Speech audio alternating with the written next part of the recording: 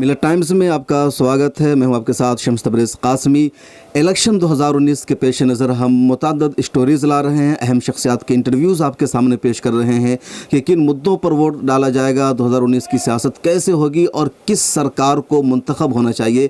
इसी सिलसिले में आज हम बातचीत कर रहे हैं एक मारूफ आलिम दीन जिनकी शख्सियत सिर्फ नेशनल नहीं बल्कि इंटरनेशनल है और बिहार के एक बड़े मदरसा जामिअतुल क़ासिम दारुल उलूम अल इस्लामिया सुपौल के आप बानी और मुहतमिम है। तालीम के मैदान में आपकी नुमायाँ खिदमत है। सियासी दुनिया में भी आपका हमेशा चर्चा रहता है और सीमांचल डेवलपमेंट फ्रंट के आप बानी और सदर भी हैं। कई हुकूमतों से आपके गहरे रवाबित रहे, तो उन्हीं से हम बातचीत करते हैं इलेक्शन 2019 के बारे में, को क्या सोच रहे हैं और कैसी सरकार 2019 में चाहते हैं। सुन लो मेरी बात बातों में बड़ी बात, वोट की ताकत जान के कर लो देश का विकास। संविधान को पता, चुनकर काबिल नेता अब दोस्त को ये बता। सारे जहां से अच्छा हिंदुस्तान हमारा, सारे जहां से अच्छा हिंदुस्तान हमारा, सारे जहां से अच्छा। मुफ्ती साहब, मिलत टाइम्स में आपका बहुत खैर मकदम है। हिंदुस्तान में इलेक्शन का सीज़न चल रहा है, माहौल है, तो आपको क्या लगता है कि जो 2019 का जो इलेक्शन है, ये इलेक्शन कितना अहम है? सबसे पहले तो हिंदुस्तान में दो नज़रिया है। एक नज़रिया है गांधी और मौलाना आज़ाद, और दूसरा नज़रिया है गोवालकर और गोडसे का। देखना ये होगा कि आज हमारा मुल्क किस सिमत में जा रहा है। हमारे मुल्क की असल बुनियाद जो है वो सेकुलरिज़म और जमहूरियत पर है, गंगा जमनी तहज़ीब और तमद्दुन पर है। लेकिन इस वक्त ये मकसद नहीं है कि किसकी हुकूमत हो, कौन वज़ीर आज़म वज़ारत उज़्मा की कुर्सी पे बैठे। लोग आते रहेंगे और जाते रहेंगे और यही सिस्टम है, एक निज़ाम है। लेकिन ऐसा निज़ाम और ऐसी सोच और ऐसी जहत के लोग अगर आ जाएं जिनकी ख़ास फ़िक्र है, ख़ास जहत है, और वो सिवाय ये कि ये मुल्क को केसरिया रंग में रंगना चाहते हैं, जहाँ इंसाफ और अदालत और क़ानून और इंसानियत सारी चीज़ें जवाब दे चुकी हैं। इसलिए ये भी मुमकिन हो सकता है कि जिस अंदाज से बीजेपी और उसके इत्तेहादी और आरएसएस ने जो गोवालकर और गोडसे की फ़िक्र है उसको पूरी 125 करोड़ आवाम हिंदुस्तानी आवाम के ऊपर ये सब्त महर करना चाहती है, और ये दिखाना चाहती है कि अब इस मुल्क में मौलाना आज़ाद और गांधी या इस जैसे लोग मुफक्किर या अबकरी शख्सियात जिन्होंने इस मुल्क की पूरी जंग लड़ी, चाहे तहरीक जंग आज़ादी हो, चाहे उलमाए किराम की सन 1857 की तहरीक हो, या दिल्ली के चांदनी चौक से लेकर चांदनी चौक से लेकर लाहौर तक की वो तहरीक हो, जिस पर उलमा ने, सहाफ़ियों ने और वो लोग जो इस मुल्क की बका चाहते थे, उन्होंने ये कुर्बानी दी।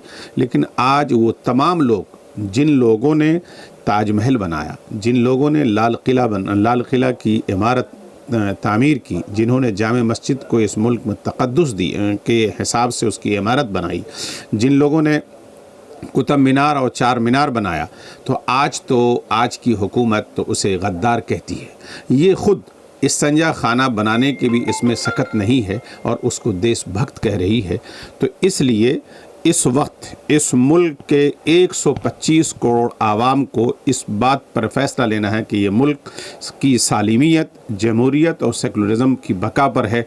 ये लफ्ज़ और ये कायदा और कानून बाकी रहेगा या ये मुल्क ख़त्म हो जाएगा। मुफ्ती साहब का कहना है कि मुल्क के तहफ़्फ़ुज़, अमन व सलामती और बका के लिए ज़रूरी है कि 125 करोड़ आवाम सही फ़ैसला करे, और जो मौजूदा हुकूमत है बीजेपी की, उससे मुल्क की सालमियत को और बका को ख़तरा है। मुफ्ती साहब एक इंटरनेशनल आदमी हैं, दुनिया भर के ममालिक का दौरा करते। हम जानेंगे मुफ्ती साहब, ये जो 5 साल बीजेपी की हुकूमत रही हिंदुस्तान में, ये 5 साल की हुकूमत कैसी रही आपकी नज़र में? कुछ लोगों का कहना है कि बहुत कामयाब हुकूमत रही, बहुत विकास हुआ, कुछ लोगों का कहना है कि कुछ नहीं हुआ। आप किस तरह देखते हैं? आलमी सतह पर आपकी निगाह है, दुनिया भर जाते हैं, तो क्या देख रहे हैं आप? मैंने दुनिया के तकरीबन 4 बर्रे आज़म का सफ़र किया, चाहे वो अमेरिका हो कि यूरोप हो कि कनाडा हो कि पनामा हो कि वेस्ट इंडीज़ हो कि साउथ अफ्रीका हो, या ये यूरोपियन कंट्रीज़ हो, या आपको कह लीजिए गल्फ़ हो। देखने के बाद ये महसूस होता है कि हमारा मुल्क इस 5 साल में 50 साल पीछे गया, और जिस जहनीत की पैदावार इस मुल्क में पैदा कर दी गई है, वहाँ से हमारा मुल्क अगर इसको न संवारा गया, न बनाया गया, तो ये मुल्क अपनी जगह बाकी नहीं रहेगा। उसकी ख़ास वजह यह है कि आज देखिए, रोड बनता है, रास्ता बनता है, लाइटें आती हैं, हॉस्पिटल बनाया जाए, तो ये सारा सिस्टम सब लोगों के इस्तेमाल के लिए होता है, जिस मुल्क में जो बसता है उसके तहफ़्फ़ुज़ात के लिए होते हैं। लेकिन अगर कहीं पहलू खां को सिर्फ एक जानवर के नाम पर, जानवर को तो तक़द्दुसात दिए जाएं, लेकिन पहलू खां का कत्ल हो जाए, जुनैद का कत्ल हो जाए, नजीब गायब हो जाए, क्या कहते हैं, विमोला वो यहाँ से गायब हो जाए, उसका कत्ल कर दिया जाए, तो इस तरह की जो तहरीक हो और अगर कोई आवाज़ उठाए, जबकि हमारे लोगों ने तकरीबन 86,000 उलमा ने फांसी के फंदे पे लटक कर इस मुल्क को आज़ाद कराया था, जिस वक्त अंग्रेज़ी हुकूमत ने तकरीबन 3 लाख कुरान करीम के नुस्खे इसी दिल्ली के चांदनी चौक पर जलाया था और दुनिया के तमाम जेलों को भर दिया गया था, लेकिन उलमा उस वक्त भी खामोश नहीं थे। आज भी वो तमाम लोग जो अबकरी शख्सियात हैं, मुफक्किर हैं, उन तमाम लोगों को सामने आना चाहिए और इस मुल्क के ख़िलाफ़, इस मुल्क में ऐसी फ़िक्र के ख़िलाफ़ आवाज़ उठानी चाहिए जिससे मुल्क की बका में, मुल्क की सालिमियत में, मुल्क की सेकुलरिज़म में, मुल्क की जमहूरियत के ढांचे को जो नुकसान पहुँचाए, वो क़तन उसको जड़ से उखाड़ फेंकना चाहिए। मुफ्ती साहब, जैसे आप बाहर जाते हैं दीगर मुल्कों में, अमेरिका, अरब ममालिक या अफ्रीका में, तो हिंदुस्तान को वहाँ के लोग किस तरह देखते हैं? क्योंकि जिस तरह यहाँ मॉब लिंचिंग होती है, तशद्दुद होता है, कत्ल होता है, रेप के वाक़ात होते हैं, तो वहाँ हिंदुस्तान की जो तस्वीर है वो किस तरह के? एक पुरअमन मुल्क के तौर पर इस तरह के वहाँ बहुत ज़्यादा मज़लूमों को, कमज़ोरों को, किसानों को, मुसलमानों को सताया जाता है। क्या कहते हैं वहाँ के लोग? सबसे पहले वो ये कहते हैं बाहर के लोग कि यहाँ जानवरों की ज़्यादा कीमत है, लेकिन इंसानी जानों की कीमत के मुकाबले में, और ये कहते हैं कि जो कौम गाय का मूत्र पिए, जो कौम उसके अंदर ये तमीज़ नहीं हो कि इंसान की जान ज़्यादा कीमती है, ये जानवर ज़्यादा कीमती है। आज जानवरों के नाम पर इंसानों को मार दिया जाता है, तो जिस अंदाज़ से वो ये देखते हैं, वो ये समझते हैं कि सबसे पहली बात तो है कि हिंदुस्तान एक गरीब मुल्क है, लेकिन हिंदुस्तान की जो सियासत के लोग हैं और ऐवान इक़्तिदार में बैठे हुए, वो ये तसव्वुर करते हैं कि नहीं, हमारा मुल्क बहुत अच्छा है, हम अच्छी तरह रहते हैं, दुनिया में हमारे मुल्क के बहुत सारे लोग ये तो कहते हैं यहाँ के लोग बाहर जाकर के मेहनत मजदूरी तो करते हैं, लेकिन अगर मेरे मुल्क की मईशत और मेरे मुल्क का निज़ाम दुरुस्त होता तो हमारे यहाँ के लोगों को कोई आदमी नहीं चाहता कि अपना घर छोड़ कर दूसरी जगह जा कर के वो मेहनत तो मजदूरी करे, कहीं चाहे वो कोई भी हो। कोई भी किराएदार अपना मकान बनाना चाहता है, चाहे झोपड़ी ही क्यों नहीं हो, किराए में कोई रहना पसंद नहीं करता। मतलब आपको हम बिहार लेकर के चलेंगे। बिहार की सियासत में आप काफ़ी मुतहरिक रहते हैं। नीतीश कुमार से नीतीश कुमार से आपके अच्छे ताल्लुकात थे, अभी तेजस्वी यादव के साथ हैं, और ख़ुद सीमांचल डेवलपमेंट फ्रंट भी आप बनाए हुए, तो नीतीश कुमार के साथ आपके करीबी ताल्लुकात थे। फिर ऐसा क्या हुआ कि आपने उनको बिल्कुल किनारे कर दिया या छोड़ दिया, आप दोनों के ताल्लुकात ख़राब हो गए? सबसे बड़ी बात यह है कि मैंने नीतीश कुमार को बहुत करीब से देखा कि उनकी शबीह जो है इंसानियत के तई वो मुनासिब नहीं है, इसलिए वो कहते कुछ और हैं, करते कुछ और हैं, अमल में और करने में यकसानियत नहीं है। उन्होंने मुझसे ये बात कही कि अगर ज़ाती कभी कोई काम हो तो आप मुझसे कहिए, हम करने को तैयार हैं, लेकिन मुसलमानों के काम के लिए आप मुझे न कहा करें। तो मैंने कहा कि नीतीश जी, मेरे ज़ाती कोई ताल्लुक़ काम ही मुझे नहीं होता, हम तो इंसानियत की बका और ख़ुसूसन हमारी जो कौम है मुसलमान, उनके लिए हम काम करते हैं। अगर वो दुखी होती है, अगर मैं उसके दुख के ऊपर मरहम पट्टी न कर सकूं, तो मेरी ज़िंदगी में आपके साथ रह के, सियासत में रह के लाहासिल है, इसलिए हमने उनको खैरुबात कहा। तो ये वजह रही है नीतीश कुमार से जुदा होने की। मुफ्ती साहब, सीमांचल का हिंदुस्तान भर में बड़ा चर्चा है, और चर्चा की वजह यह है कि किशनगंज जो मुस्लिम अक्सरियती हल्का है, उस मरतबा वहाँ मजलिस इत्तेहादुल मुस्लिमीन इलेक्शन लड़ रही है और उसके उम्मीदवार अख्तरुल ईमान है। कुछ लोगों का कहना है कि मजलिस को यहाँ नहीं आना चाहिए, माहौल ख़राब होगा, पोलराइजेशन होगा। तो एक बड़ी तादाद उन लोगों को भी है जो मजलिस का इस्तकबाल कर रहे हैं, वो कह रहे हैं कि हिंदुस्तान में अब एक इस तरह की सियासत भी ज़रूरी है, और मजलिस इत्तेहादुल मुस्लिमीन जिस तरह हैदराबाद में सरगर्म है, उसको यहाँ भी होना चाहिए। आप सीमांचल डेवलपमेंट फ्रंट के सदर हैं, करीब आपका ख़ित्ता है, इलाका है, तो आप इस पूरे क़ज़िये को किस तरह देख रहे हैं, मजलिस के वहाँ आने को? देखिए, ये हमारा मुल्क जो है सेकुलर मुल्क है। हर आदमी को इलेक्शन लड़ने का और लड़ाने का, वोट डालने का और वोट लेने का हक़ हासिल है। उसमें ये खुसूसियत नहीं होना चाहिए कि ये मजलिस इत्तेहादुल मुस्लिमीन हो या मुस्लिम लीग हो या कांग्रेस हो या आरएसएस हो या बजरंग दल हो। हर पार्टियां और हर आदमी अपने इस मुल्क में 2-2, 4-4 उम्मीदवार को लेकर के काम करते हैं। लेकिन मैं समझूंगा, मैं ये कहूँगा कि असदुद्दीन ओवैसी या उनकी जो पार्टी है या अख्तुल ईमान जिनके नुमाइंदा हैं, बहुत मुबारकबाद है, उनको लड़ना चाहिए और वोट मांगना चाहिए।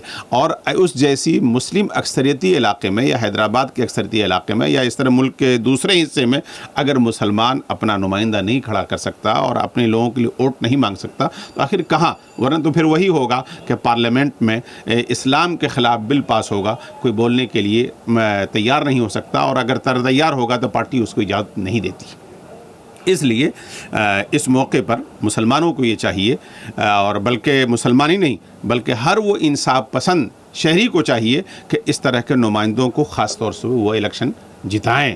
और इस सिलसिले में मैं ये कहता हूँ कि ख़ास तौर पर यूपीए और आरजेडी इत्तेहाद जो पूरे मुल्क में जहाँ जिस तरह अंदाज से काम कर रहा है उसको वोट देना चाहिए। लेकिन इस इस्तिस्ना की शक्ल में कि जिस तरह से असदुद्दीन ओवैसी के 3 नुमाइंदे खड़े हैं, असदुद्दीन ओवैसी और अख्तुल ईमान और इम्तियाज़ जलील, उसको वोट दें।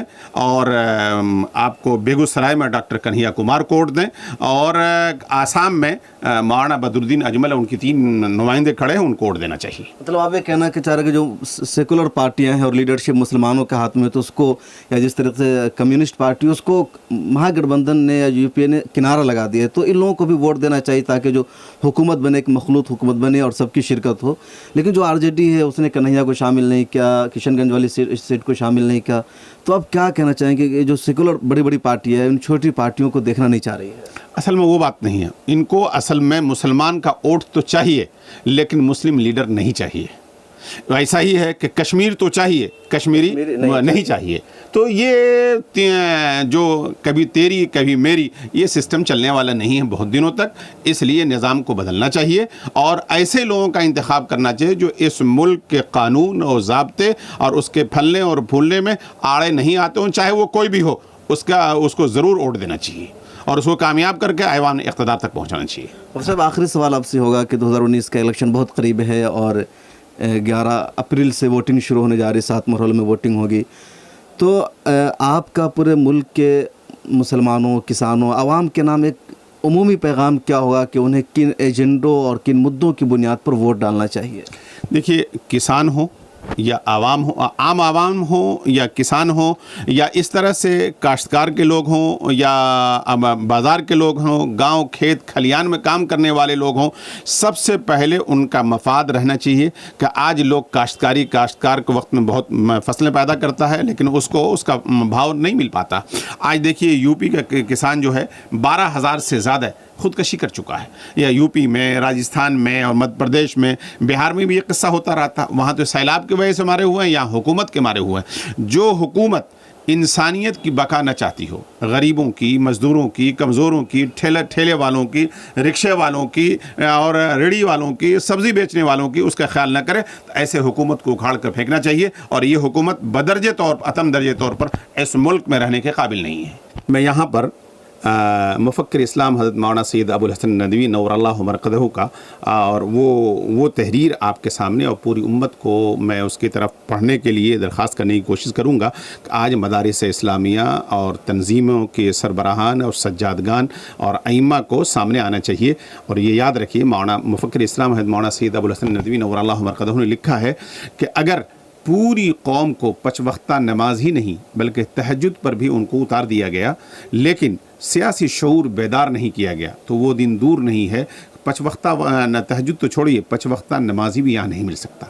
इसलिए ज़रूरी है कि सियासी शऊर इनका बेदार किया जाए और ये ज़िम्मेदारी उलमा और आइम्मा, मसाजिद, सज्जादगान और पीरज़ादगान के ऊपर है। और हर वो शख्स जो कलमे शहादत का मुक़िर है और इस मुल्क को ज़िंदा और ताबिंदा देखना चाहता है। बहुत शुक्रिया। तो ये थे मारूफ आलिम दीन मौलाना मुफ्ती महफूजुर रहमान उस्मानी साहब, जिन्होंने हिंदुस्तान समेत दुनिया भर में अपने मुशाहिदे को बयान किया और बताया कि हिंदुस्तान नहीं बल्कि दुनिया भर में जो हिंदुस्तान की छवि और तस्वीर है बहुत ख़राब है, और एक गलत निगाह से देखा जाए तो उसकी वजह यही है कि यहाँ बहुत ज़्यादा क्राइम के वाक़यात पेश आ रहे हैं, रेप हो रहा है, बेगुनाहों को मारा जा रहा है।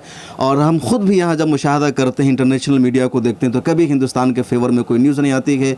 तो इन सब चीज़ों पर भी कंट्रोल करना होगा, और बहुत अहम होगा 2019 के इलेक्शन में आपका वोट, कि आपका वोट किसको फ़ैसला करता है, क्योंकि जमहूरियत है और जमहूरियत में 5 सालों में सिर्फ एक मरतबा फ़ैसला करने का हक़ मिलता है, इख्तियार मिलता है। तो अभी आपको फ़ैसला करना है कि आप इस का कैसे इस्तेमाल करते हैं, कैसे इसको इख्तियार करते हैं। और मिलत टाइम्स की वीडियोस देखने के लिए यहाँ क्लिक करके सब्सक्राइब करें, और हाँ, बेल आइकन जरूर दबाएं। अगर फेसबुक पर देख रहे हैं तो पेज लाइक करें। ताज़ा तरीन खबरों और मज़ामीन के लिए विजिट करें हमारी वेबसाइट www.millettimes.com। हमारी ये वेबसाइट उर्दू, हिंदी, इंग्लिश तीनों लैंग्वेज में मौजूद है।